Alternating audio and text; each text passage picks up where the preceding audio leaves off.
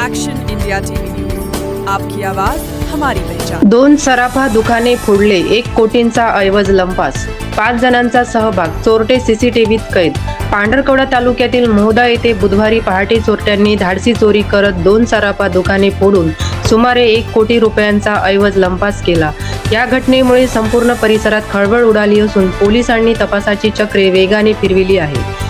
मिळालेल्या माहितीनुसार मोहदा गावातील संतोष वर्मा यांच्या राजेंद्र ज्वेलर्स या दुकानाचे कुलूप तोडून चोरट्यांनी आत प्रवेश केला। दुकानातून सुमारे 600 ग्रॅम सोन्याचे दागिने, 20 किलो चांदी आणि 12 लाख रुपयांची रोख रक्कम असा मोठा ऐवज लंपास करण्यात आला।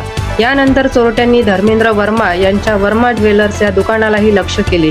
या दुकानातून सुमारे 10 ग्रॅम सोन्याचे दागिने चोरीस गेले। चोरीनंतर आरोपी गावालगतच्या शेतात गेले, तेथे त्यांनी चोरीतील सोन्याचे दागिने व रोख रकमेची वाटणी केल्याची माहिती समोर आली आहे। त्यानंतर ते दुचाकीवरून पसार झाले। चोरी दरम्यान उपयोगाचे नसलेले बेंटेक्सचे दागिने त्यांनी घटनास्थळीच फेकून दिले। या संपूर्ण चोरीचा प्रकार दुकानातील आणि परिसरातील सीसीटीव्ही कॅमेऱ्यात कैद झाला असून त्यामध्ये 5 आरोपींचा सहभाग असल्याचे प्राथमिक तपासात स्पष्ट झाले आहे।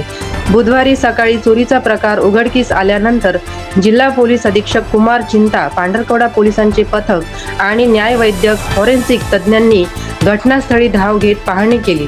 पोलिसांनी पंचनामा केला असून गुन्हा दाखल करण्याची प्रक्रिया सुरू आहे। या धाडसी चोरीमुळे मोहदा परिसरात भीतीचे वातावरण निर्माण झाले असून आरोपींना लवकरात लवकर अटक करण्याची मागणी नागरिकांकडून होत आहे। मुख्य संपादक विनोद माहुरेसह पांढरकवडा तालुका प्रतिनिधी लकी कैलास फुलगोबे।